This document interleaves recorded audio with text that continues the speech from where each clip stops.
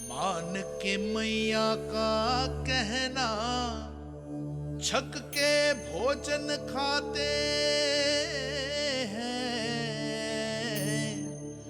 नित्य मापते भुजा केश, पर ज्यों का त्यों ही पाते हैं।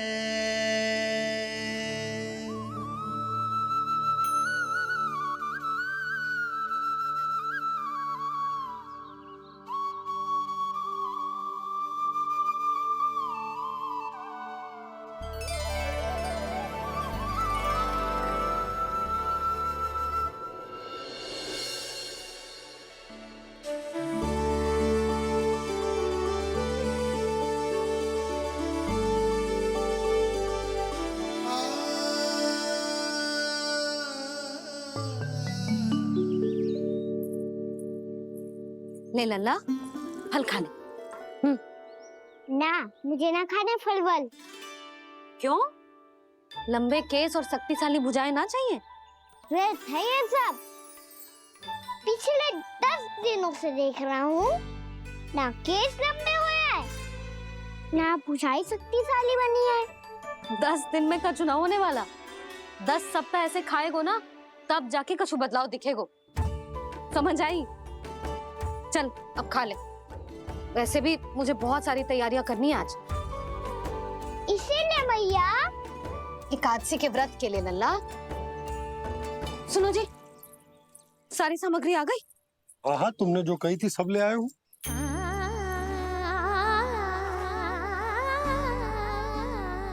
इसमें नारियल तो है ही ना, उसके बिना मैं एकादशी की पूजा कैसे करूंगी? यशोदा, मैंने भोला से कह दिया, वो लेकर आते ही होगा। घबराओ मत। कैसे ना घबराऊं जी, आपको पता है ना एकादशी का व्रत मेरे लिए कितना महत्वपूर्ण है। पतो है। अरे इसमें तो दिए भी ना है। दिए ना है? अब मैं अभी लेकर आता हूँ। आप रहने दो, मैं ही लेके आती हूँ। भक्त भोला राम के यहाँ से है। भक्त भोला राम? मेरा अर्थ है कुमार भोला यहाँ के यहाँ से। हाँ हाँ, वो ही।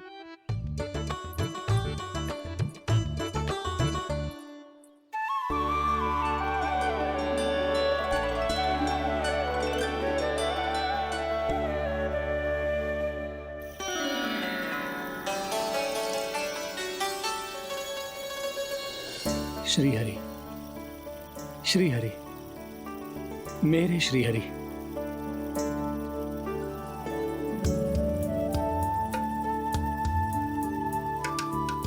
मेरे श्री हरि। भोला राम, मेरी मटकी तैयार है। मेरे श्री हरि। मेरे श्री हरि।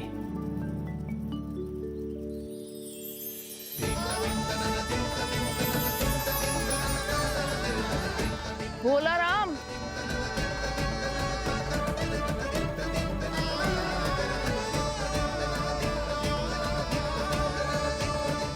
भोला काका, ओ भोला काका।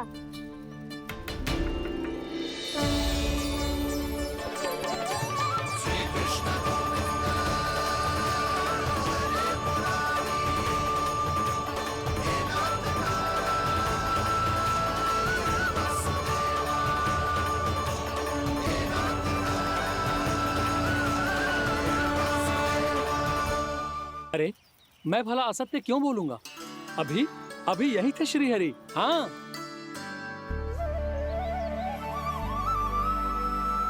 हाँ, जैसे श्री हरि को तो कोई कार्य है ही ना। वो तो आतुर होके बैठे रहते हैं, कब तुम हरि हरि बुलाओ और वो दौड़े चले आए। भगवान तो भक्तों के पास आने के लिए सदैव आतुर रहते हैं। बल्कि सत्य तो यह है कि भक्तों के मन में ही निवास करते हैं भगवान। भगवान तो भक्त के पास आने के लिए सदैव ही आतुर रहते हैं शंकरी मौसी। बल्कि सच्ची बात तो ये है कि भगवान हमारे मन में ही निवास करते हैं। कम से कम तू तो इसे बढ़ावा मत दे जशोदा। जब देखो जब हरि नाम की रट लगाए रहते है। हरि बोलते बोलते ऐसो बावलो होता है कि सारा कार्य भूल जाता है। 2 दिन से अपनी मटकी के लिए चक्कर काट रही हूँ। एक चक्कर और लगाना होगा आपको। आपकी मटकी तैयार हो गई है, अभी लाता हूँ।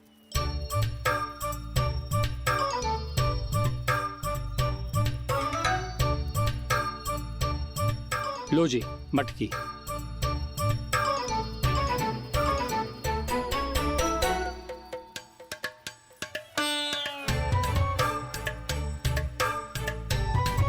इस कच्चे मटके का क्या करूं मैं?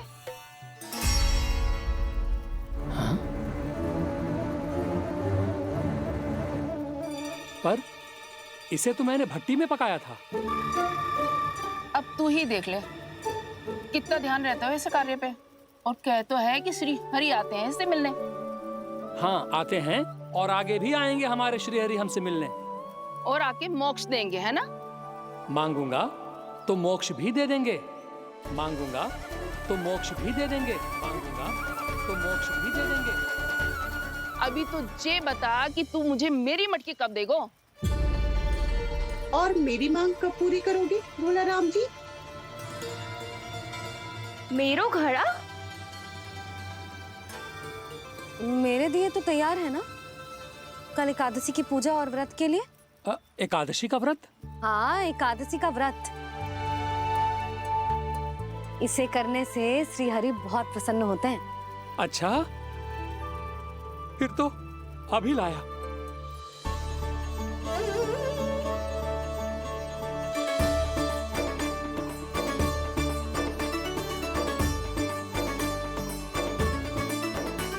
लो जी आपके दिए।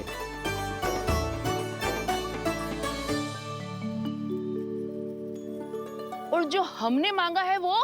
बाकी सब शेष द्वादशी के दिन मिलेगा, क्योंकि कल मैं भी एकादशी का व्रत रखूंगा, क्योंकि कल मैं भी एकादशी का व्रत रखूंगा, क्योंकि कल मैं भी एकादशी का व्रत रखूंगा।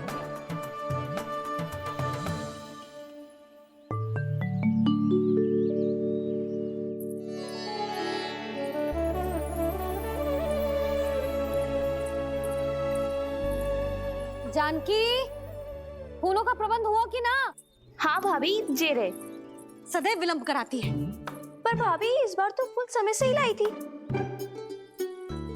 क्या हुआ जशोदा? अभी तो पूजा की तैयारी ना हुई?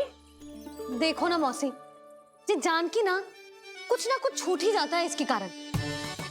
एकादशी की पूजा और व्रत आते ही जसोदा भाभी इतनी वग्र हो जाती है। ऐसो क्या होगा इस पूजा में?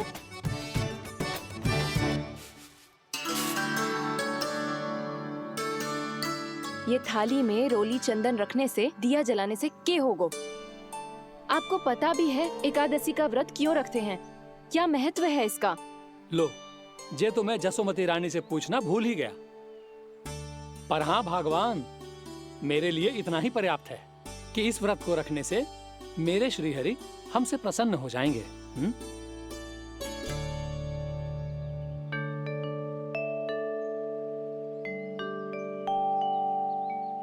नारायण ही जाने ऐसे कैसे पूजा करते हैं जे श्री हरि की एक मूर्ति तक ना है इनके पास।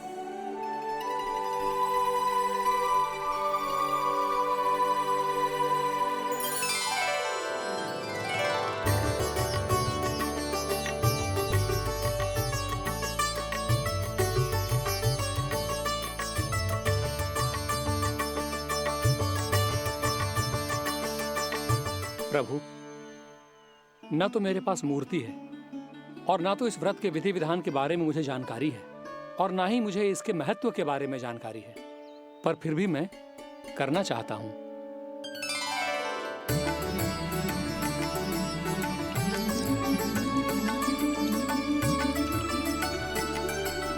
इसीलिए मैं दृढ़ संकल्प लेता हूं, पूरी निष्ठा के साथ, श्रद्धा के साथ और पूरी आस्था के साथ मैं इस व्रत को संपन्न करूंगा।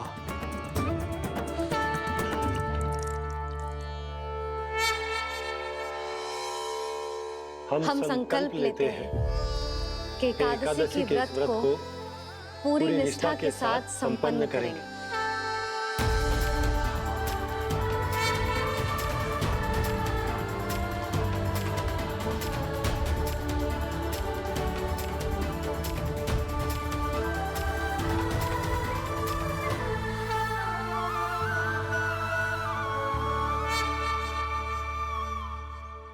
तुलसी जी के पत्ते तो हैं ही ना।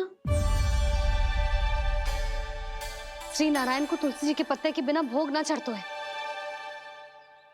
जानकी, तुलसी के पत्ते कहाँ हैं? भाभी, मैं तो कब से यही पूछना चाह रही थी कि तुलसी के पत्ते लाऊं क्या, पर आप तो व्यस्त थी ना।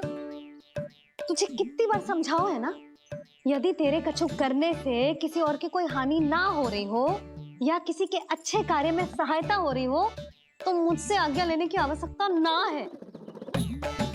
समझ गई भाभी, आगे से जाना उनको। ले अभी लेकर आती हूँ।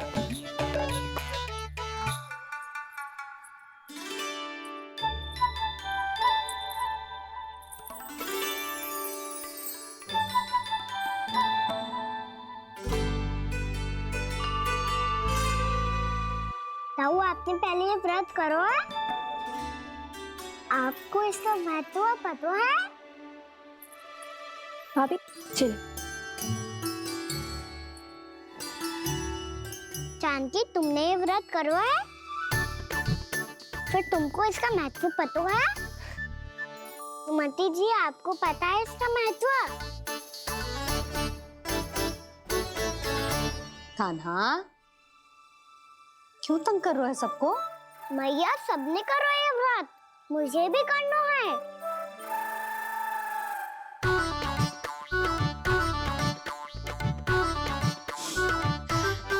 ये व्रत केवल बड़ों के लिए होती है लल्ला।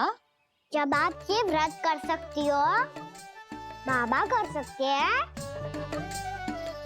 ये सारी गोपियां कर सकते हैं, वो भी कर सकते हैं, तो मैं क्यों ना कर सकता? क्योंकि तू कल तक भूखा ना रह पाएगो लल्ला। जब भक्त रह सकते हैं, फिर मैं क्यों नहीं रह सकता? मेरा अर्थ है कि नारायण के भक्त मैया,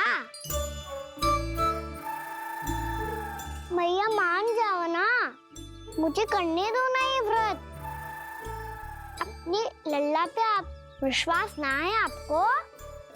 विश्वास है। अच्छा ठीक है, तू भी कर ले।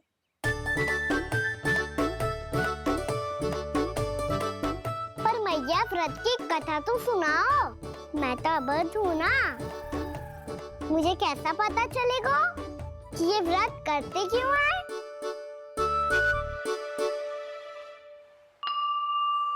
प्रभु, मुझ अबोध को कैसे पता चलेगा कि इस व्रत का क्या विधि विधान होता है और क्यों रखा जाता है और इसका महत्व क्या होता है?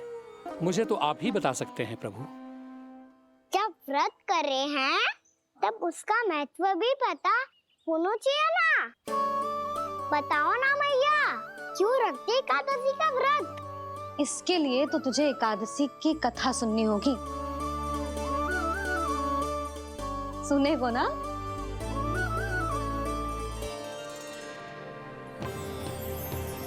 वसुदेव सुतं देवं कंस चाणूरमर्दनम्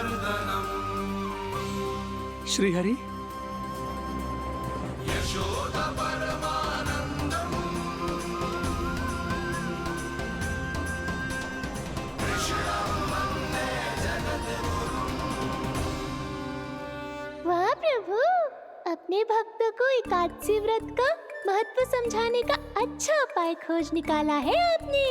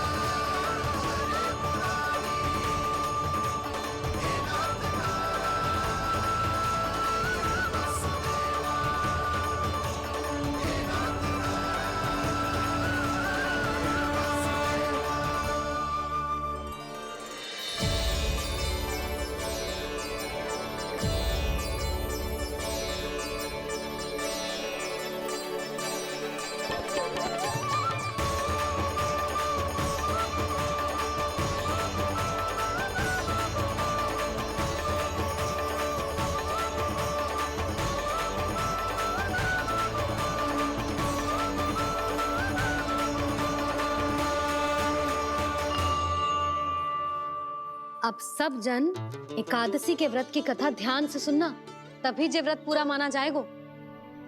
समझो लल्ला?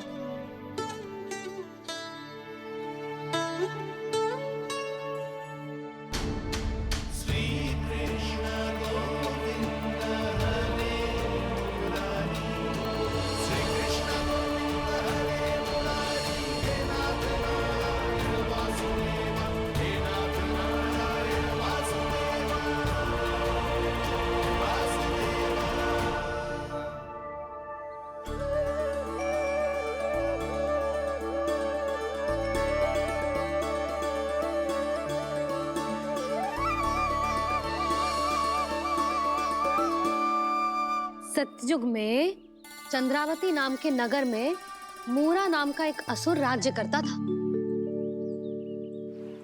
ओम ब्रह्मदेवाय नमः। ओम ब्रह्मदेवाय नमः। ओम ब्रह्मदेवाय नमः। ओम ब्रह्मदेवाय नमः।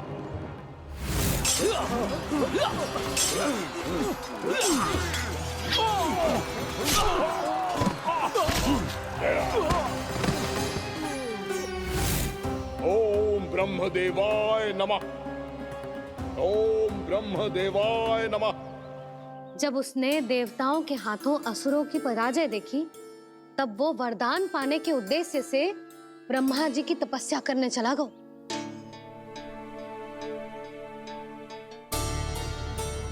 शीघ्र ही मूरा की तपस्या सफल हो गई और ब्रह्मदेव जी उससे प्रसन्न हो गए। ओम ब्रह्मदेवाय नमः। ओम ब्रह्मदेवाय नमः। ओम ब्रह्मदेवाय नमः। ओम ब्रह्मदेवाय नमः। ओम ब्रह्मदेवाय नमः। ओम ब्रह्मदेवाय नमः। ओम ब्रह्मदेवाय नमः। ओम ब्रह्मदेवाय नमः। मूरा, प्रणाम ब्रह्मदेव। तुम्हारी तपस्या सफल हुई। बोलो, तुम्हें क्या वर चाहिए? सृष्टि के रचयिता ब्रह्मदेव, कृपया मुझे ऐसा वरदान दीजिए जिसकी सहायता से मैं त्रिलोकी विजयी बन जाऊं और कोई देवता मुझे पराजित ना कर सके। यहाँ तक कि देवताओं के रक्षक, सृष्टि के संचालक भगवान श्री विष्णु के लिए भी मैं अपराजय रहूं। तथास्तु, तथास्तु, तथास्तु। प्रणाम ब्रह्मदेव।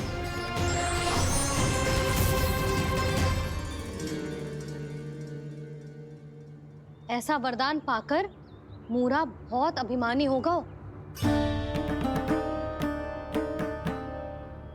यक्षों, किन्नरों, यहाँ तक कि देवताओं को भी युद्ध के लिए ललकारने लगो, पर किसी ने भी उसकी ललकार को स्वीकार ना करो,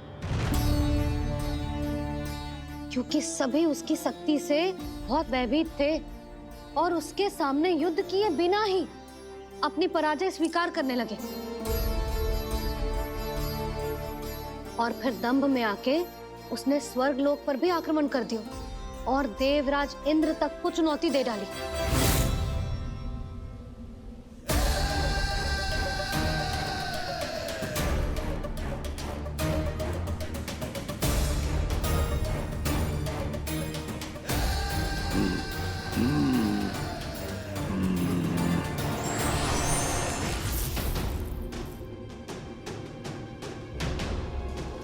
मैं प्रतीक्षा कर रहा हूं देवराज। क्या उत्तर है तुम्हारा? मुझसे युद्ध करोगे या फिर बिना लड़े ही पराजय स्वीकार कर मेरे अधीन हो जाओगे और सौंप दोगे मुझे अपना ये स्वर्ग लोक?